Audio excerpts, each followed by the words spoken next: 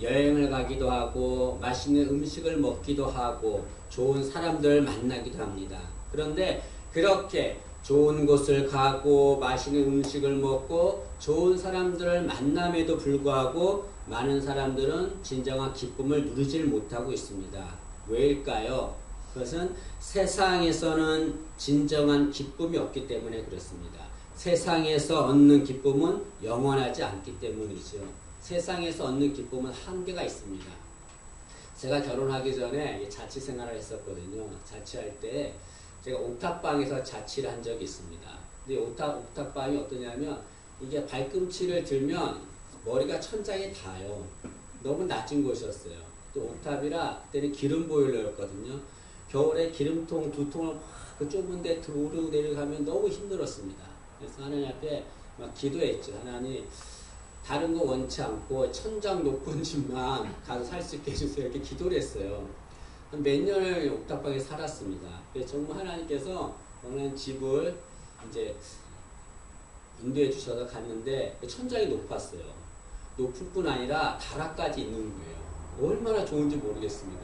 가가지고 거기 이사하는데 너무너무 기쁜 거예요. 하나님께 너무 감사한 거예요.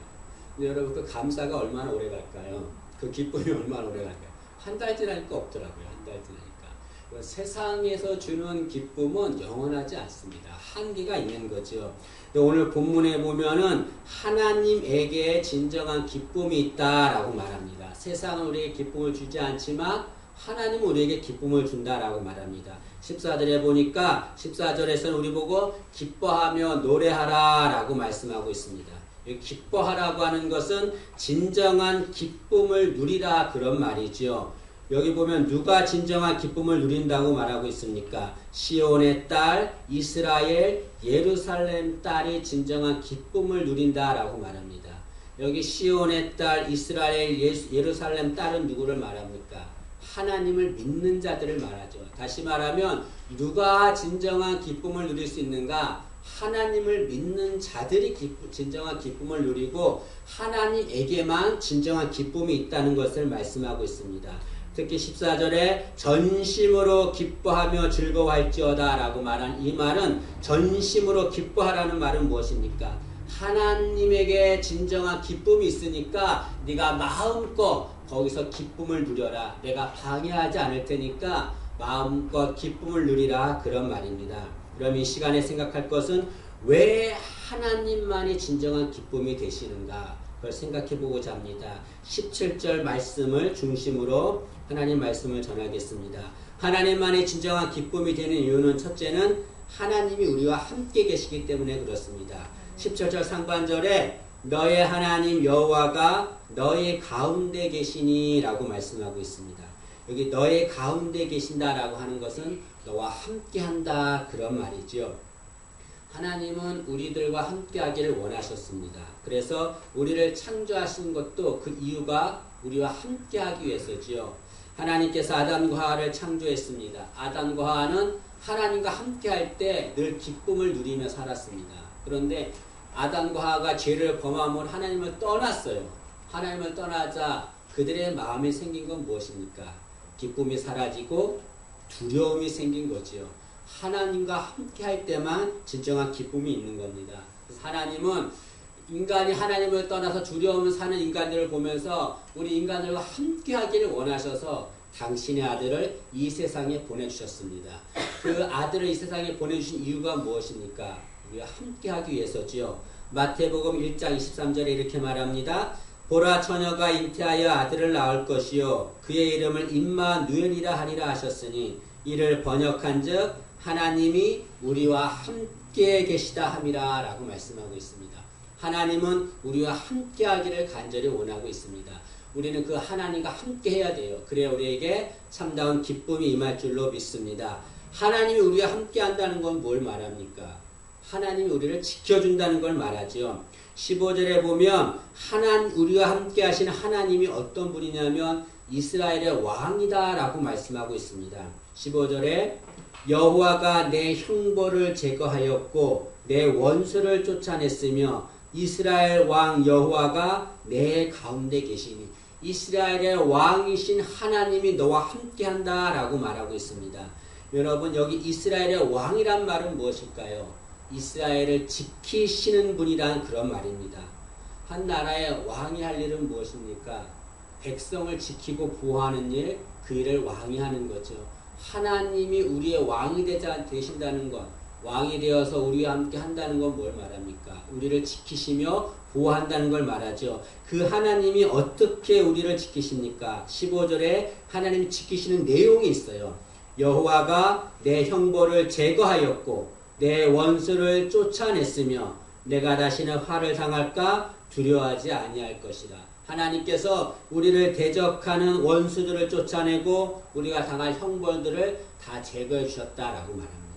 하나님이 우리를 이렇게 지켜주세요. 때문에 하나님의 보호하심과 지키심을 받는 자들이 해야 될 것은 무엇인가? 16절에 말하기를 절대로 두려워하거나 절망하지 말라라고 말씀하고 있습니다. 16절에 그날의 사람이 예루살렘에 이르기를 두려워하지 말라. 시온아 내 손을 늘어뜨리지 말라. 내 손을 늘어뜨리지 말라는 건 절망하지 말라, 좌절하지 말라 그런 말입니다. 하나님이 우리를 지키시기 때문에 절대로 두려워하지 말고 절망하지 말라는 겁니다. 두려워하고 절망하는 것은 어떤 상태에 있는 겁니까? 기쁨이 없는 상태를 말하는 겁니다. 그러나 하나님은 우리에게 말씀하시기를 절대로 두려워하거나 절망하지 말라. 내가 너와 함께하고 너를 지켜준다. 너는 무엇을 해야 되는가? 내 보호를 받고 기쁨을 누리며 살라 그런 말이죠.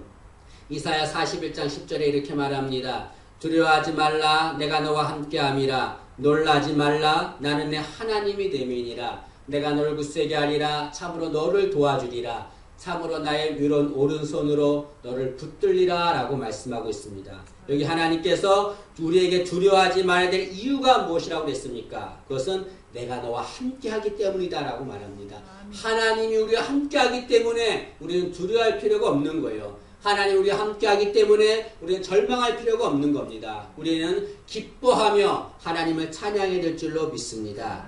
중요한 것은 무엇입니까? 하나님은 우리와 함께 하시는데 언제 함께 하시는가? 항상 함께 한다는 거예요. 항상. 어떤 상황에서도 우리와 함께 한다는 겁니다. 세상에서도 우리와 함께 하는 사람들이 있습니다. 그런데 그런 사람들 보면 환경이 좋을 때, 상황이 좋을 때는 나와 함께 해요. 상황이 좋지 않으면 나와 함께 하지 않습니다. 다 떠나가고 맙니다. 근데 하나님은 그렇지 않습니다. 하나님은 어떤 상황에서도 우리와 함께 하시며 우리를 지켜주십니다. 우리가 즐겁고 좋을 때 그때만 우리와 함께 하시는 것이 아니라 내가 슬프고 힘들 때도 내가 죄를 범하고 실수할 때도 하나님 나를 떠나지 않고 나와 함께 하신다라고 말하고 있습니다. 여러분 때문에 지금 내가 힘들고 어렵고 괴로운 상태에 있다고 한다면 괴로워하지 마세요. 절망하지 마세요. 하나님이 함께 하심을 체험하길 간절히 소원합니다. 내가 힘들고 어려운 가운데 있다 할지라도 그 하나님이 나와 함께하면 우리는 두려움은 떠나가고 참다운 기쁨이 우리에게 임할 줄로 믿습니다. 우리 가정에 하나님이 함께하기를 원합니다. 우리 교회에 하나님이 함께하기를 원하고 우리 인생에 하나님이 함께하기를 원합니다. 그래서 날마다 기쁨이 넘치는 삶을 살기를 간절히 소망합니다. 두 번째로 하나님이 우리의 기쁨이 되는 이유는 하나님이 우리를 사랑하시기 때문에 그렇습니다. 17절 중반절에 이렇게 말씀합니다. 그가 너로 말미암아 기쁨을 이기지 못하시며 너를 잠잠히 사랑하시며 너로 말미암아 즐거이 부르며 기뻐하시리라 라고 말합니다. 하나님이 왜 우리에게 기쁨이 되시는가? 그것은 하나님이 우리를 사랑하시기 때문에 그렇습니다. 여러분 아기들이 있잖아요. 너무 귀엽잖아요. 근데 그 아기들도 부모가 자기를 사랑해주면 아기들은 기뻐합니다. 사랑해주지 않으면 그 어린 것이 뭘 알겠어요. 그래도 그 아이는 기뻐하지 않습니다. 마찬가지로 하나님이 우리를 사랑해 주시기 때문에 우리는 기쁨을 누리며 사는 거죠. 여러분 우리를 사랑하시는 그 하나님의 사랑이 어떤 사랑입니까? 세상과 비교할 수 없는 사랑이에요. 놀라운 사랑이고 위대한 사랑입니다. 하나님은 우리를 어떻게 사랑하셨습니까? 당신의 하나밖에 없는 아들을 우리를 위해서 십자가에 죽게 하실 만큼 하나님은 우리를 사랑하셨습니다. 그 위대한 사랑, 그 놀라운 사랑이 있기 때문에 세상 어떠한 것도 그 하나님의 사랑을 끊을 수 없다라고 말합니다. 로마서 8장 35절에 이렇게 말합니다. 누가 우리를 그리스도의 사랑에서 끊으리요? 환난이나 공고나 핍박이나 기근이나 적신이나 위험이나 칼이랴. 내가 확신하노니 다른 어떤 피조물이라도 우리를 우리 주 그리스도 예수 안에 있는 하나님의 사랑에서 끊을 수 없느니라 라고 말하고 있습니다. 하나님이 왜 우리에게 기쁨이 되십니까? 하나님이 우리를 사랑하기 때문에 그렇습니다. 당신의 아들을 십자가에 죽게 하신 만큼 우리를 놀랍고 위대하게 사랑하기 때문에 우리는 하나님만이 우리의 기쁨이 된다라고 말할 수 있습니다. 근데 한 가지 생각할 것이 있어요. 하나님이 우리를 사랑하시는데 왜 사랑하실까요, 우리를? 여러분, 우리 자신의 모습을 한번 점검해 보세요. 저는 제 자신의 모습을 보면 하나님이 나를 사랑하시는데 내가 하나님의 사랑을 받을 만한 자격이 있을까 생각해 봅니다. 늘 실수하고 죄를 짓고 늘 하나님 마음을 아프게 하는데도 하나님이 저를 사랑하세요. 그 이유가 무엇일까요? 뭐 잘난 게 있으면 이것 때문에 하나님이 나를 사랑하시는구나 라고 말할 수 있는데 그런 부분이 하나도 없어요. 하나도 없어요. 정말 사랑받을 자격이 없는데 하나님이 나를 사랑하세요. 왜 나를 사랑할까요? 그 이유는 나이기 때문에 사랑하는 거예요. 나이기 때문에. 오늘 17절 말씀에 그가 너로 말미암아 라는 말이 2번 기록되어 있습니다. 여기 너로 말미암아 라는 말은 너이기 때문에 그런 말입니다. 하나님이 왜 우리를 사랑하시는가? 우리이기 때문에 사랑하는 거예요. 내가 잘하기 때문에 능력이 있기 때문에 나를 사랑하는 것이 아니라 내가 실수하고 죄를 지음에도 불구하고 나이기 때문에 사랑하는 겁니다. 오체 불만족을 쓴 오토다케 히로다타라는 사람이 있습니다. 이 사람은 태어날 때부터 팔과 다리가 없었어요. 그런데 이 오토다케 히로다타가 태어날 때 그 아이를 본 부모의 반응을 쓴 글이 있습니다. 제가 읽어보겠습니다. 산모가 아기를 낳았다. 낳고 보니 팔과 다리가 없는 기형아였다. 왜 이런 아이가 생겼는지 아무도 모른다. 아기를 보는 순간 산모는 어땠을까? 당연히 대성통곡하다 정신을 잃고 까무러쳤을 것 같다. 그러나 그 아이의 어머니가 아이를 보는 첫 반응은 상상 밖에 없다. 그녀는 아기를 보고 어머 귀여운 우리 아기라고 소리쳤다. 여러분 오토다케는 팔과 다리가 없이 태어났습니다. 세상적으로 보면은 사랑받을 만한 조건이 아무것도 없는 사람이었습니다. 그럼에도 불구하고 그 부모가 그 아이를 사랑했던 이유는 무엇입니까? 자신의 아들이기 때문에 그렇지요. 자신의 아들이기 때문에 팔이 없어도 괜찮아요. 다리가 없어도 괜찮습니다. 자기 아들이기 때문에 사랑하는 거예요. 하나님이 왜 우리를 사랑합니까? 내가 죄를 짓고 실수하고 범죄함에도 불구하고 왜 나를 사랑할까요? 나이기 때문에 사랑하는 거예요. 하나님이 창조하신 나이기 때문에 사랑하는 겁니다. 하나님 우리를 어떻게 창조했습니까? 하나님의 형상대로 창조했어요. 우리는 그만큼 귀하고 소중한 존재입니다. 때문에 우리가 살아갈 때에 사람을 의식하며 사는 사람들이 있습니다. 사람이 내게 어떻게 하고 거기에 막 말려 들어가지고 사람 의식하며 사는 사람이 있어요. 사람 말 한마디에 상처받고 가슴 아파하고 막 그런 사람들이 있습니다. 그럴 필요 전혀 없어요. 전혀 없어요.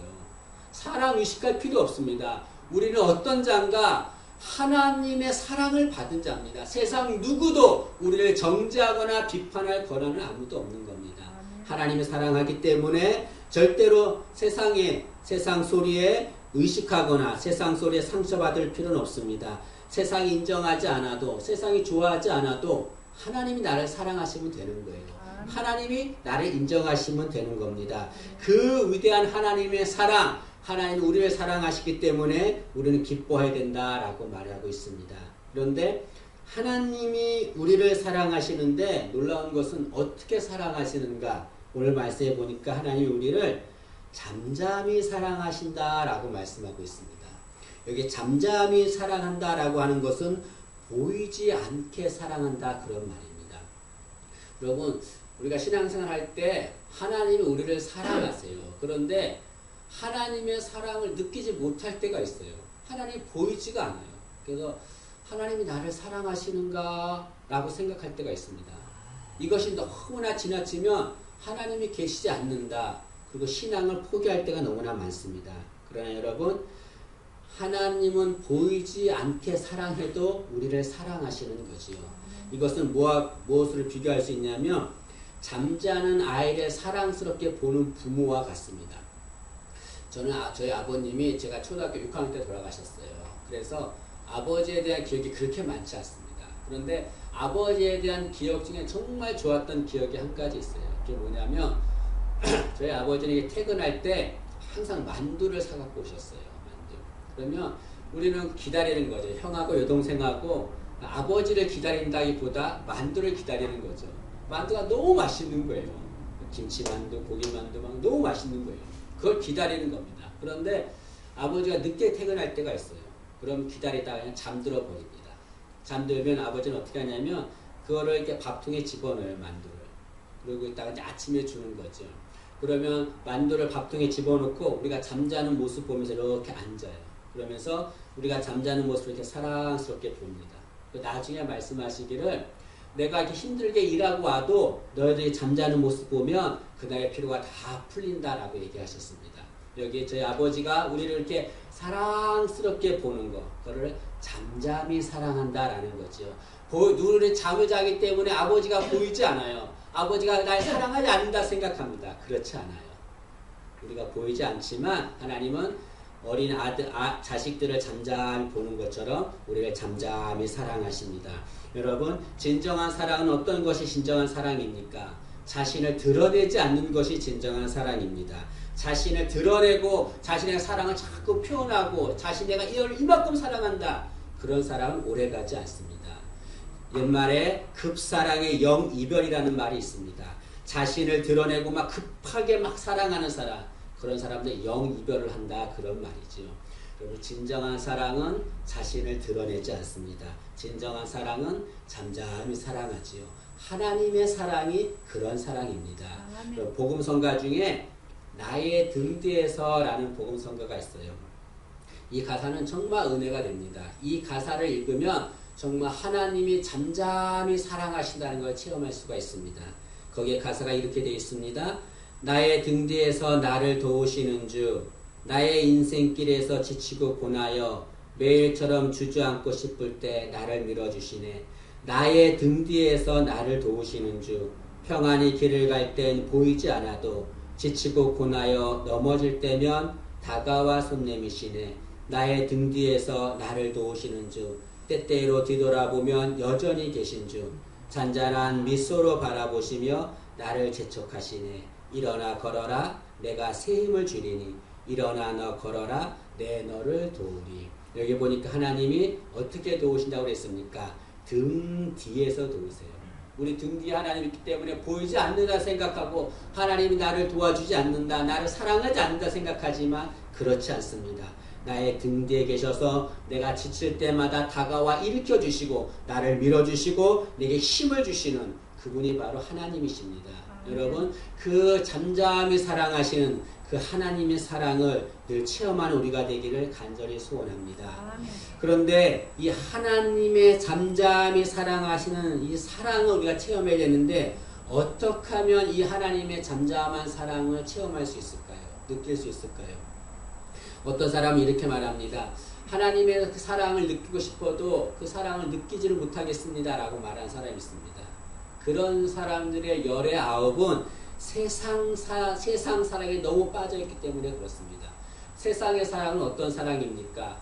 표현하는 막 사랑이에요. 시끄러운 사랑이에요.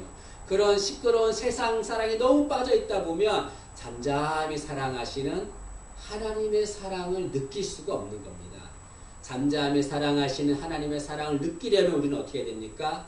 우리도 잠잠히 해야 되죠. 잠잠히 해야 되죠. 시끄럽게 하면 안 되는 거예요. 잠잠히 있으면 하나님의 사랑을 체험할 수 있을 줄로 믿습니다. 이렇게 우리를 사랑하시는 하나님, 그 하나님이 우리를 보고 어떻게 하시냐면 기뻐하신다라고 말씀하고 있습니다. 17절에 보면 하나님께서 우리를 기뻐한다라고 하는 말이 2번이 기록되어 있습니다. 그만큼 우리를 기뻐하신다는 거죠. 여러분, 기쁨이라는 것은 사랑의 또 다른 말입니다. 하나님은 우리를 창조하실 때부터 기뻐하셨어요. 하나님께서 6일 동안에 모든 걸 창조하셨는데 자연을 창조하실 때는 보시기에 좋았더라. 아, 보기 좋다. 그렇게 했어요. 인간을 창조할 때는 어떻게 했습니까? 보시기에 심히 좋았더라 그랬습니다. 이 말은 무엇입니까? 너무 기쁘다, 너무 좋다. 내가 너를 창조했는데 네 모습을 보니까 너무 기쁘고 너무 좋다. 하나님께서 이렇게 심한, 아주 강한 감탄을 하신 것을 말씀하고 있습니다. 하나님은 우리를 기뻐하세요. 그런데 그 기쁨이 어떤 기쁨이냐면 우리가 상상하는 이상으로 우리를 기뻐하시는 거죠. 오늘 말씀에 보면 하나님께서 그가 너로 말미암아 기쁨을 이기지 못하시며 라고 말씀하시고 또 마지막 절에 너로 말미암아 즐거이 부르며 기뻐하시리라 라고 말하고 있습니다. 여기 보니까 기쁨을 이기지 못하신다 라고 말합니다. 우리를 보고 너무나 기뻐서 그 기쁨을 견디지를 못한다는 것을 말씀하고 있는 거죠. 아멘. 하나님은 우리를 얼마큼 기뻐하시는가? 우리가 생각하는 것 이상만큼 하나님 우리를 기뻐합니다. 여러분 14절에도 우리 보고 기뻐하라 라고 말하고 있습니다. 우리가 하나님 향해 기뻐하는 그 기쁨보다 하나님이 우리에게 주시는 그 기쁨이 더 위대한 거죠. 특히 17절 마지막 부분에 즐거이 부르며 기뻐한다 라고 말하고 있습니다. 여기 즐거이 부른다 라고 하는 말은 함성을 지르고 노래한다 그런 말입니다. 우리나라가 2002년 월드컵을 할 때 4강까지 갔습니다. 근데 2002년 월드컵을 끝나고 나서 그 다음 월드컵 때는 4강까지 간 예가 없습니다. 그래서 많은 사람들이 이 연구를 했어요. 왜 2002년 월드컵 때만 4강까지 갔을까? 많은 원인을 냈는데 그 중에 하나가 뭐였냐면 그건 온 국민의 함성이었다라고 말합니다.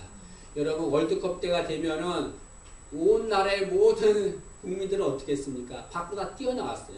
집안에 가서 막 소리 지르고 응원하고 막 얼마큼 목이 터져 소리 지르는 그때 응원하지 않은 사람은 다양 나쁜 놈들이에요. 다 욕먹었습니다. 전부 다 나와서 막 소리 질렀습니다. 그 큰 함성, 그 함성 때문에 그 태극 전사들이 힘을 얻어서 4강까지 갈 수 있었다라고 말합니다. 그런데 여기 하나님께서 우리에게 함성을 지르며 노래했다 이 말은 2002년 월드컵 때보다 더 큰 함성으로 우리를 부르셨다라는 거예요. 우리 보고 너무나 기뻐서 우리가 너무나 기뻐서 아무개 하면서 그 함성으로 기뻐하며 노래했다라고 말하고 있습니다. 이 하나님이 기뻐하시는 이 모습, 저는 이 모습을 보면서 누가복음 15장의 탕자의 비유가 생각났습니다. 탕자의 비유에 보면 아버지에게 아들이 있었는데 그 아들이 아버지의 돈을 가지고 세상에 나가서 방탕하게 살았어요. 거지가 됐습니다. 거지의 모습으로 아버지 앞에 다시 돌아왔습니다. 아버지 집에 종이나 될까 하는 마음으로 아버지 집에 왔는데 그 아들이 거지의 모습으로 오자 그 아들을 본 아버지가 어떻게 했습니까? 이 나쁜 놈 하면서 때렸나요? 그렇지 않았어요.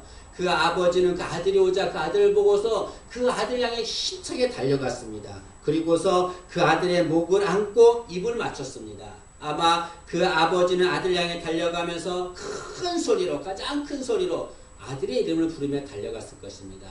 이렇게 돌아온 아들을 보면서 기쁨을 이기지 못했던 아버지, 즐거이 부르면서 아들의 이름을 부르면서 환호하면서 노래하면서 뛰어나갔던 아버지, 그것이 바로 하나님의 마음입니다. 스펄전 목사는 누가복음 15장의 탕자의 비유를 이렇게 말했습니다. 아들이 지친 걸음으로 아버지를 향해 한 걸음 걸어갈 때에 아버지는 그 아들을 향해서 기쁜 마음으로 10걸음을 뛰어왔다라고 말하고 있습니다. 아들이 오는 것이 너무나 기뻐서 아들의 이름을 부르면서 그 기쁨을 견디지 못하면서 아들을 향해 달려나갔습니다.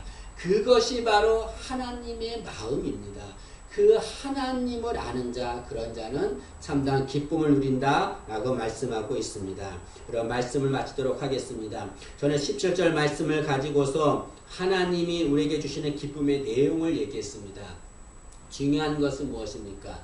이 17절 말씀을 그냥 성경 말씀으로 끝내서는 안 되는 거죠. 이 말씀을 누구에게 적용해야 됩니까? 나에게 적용해야 되죠. 아무리 좋은 말씀이 있어도 그 말씀을 나의 말씀으로 적용하지 않으면 아무런 의미가 안 되는 겁니다. 설교 말씀을 듣다가 나가면 오늘 설교 제목이 뭐였지, 무슨 내용이었지 다 까먹어요. 하나님 말씀을, 나의 말씀을 들어야 되죠. 여러분 17절에 보면 너라고 하는 단어가 5번 나옵니다. 이 너를 뭐로 읽어야 됩니까? 나로 읽어야 되죠. 나로.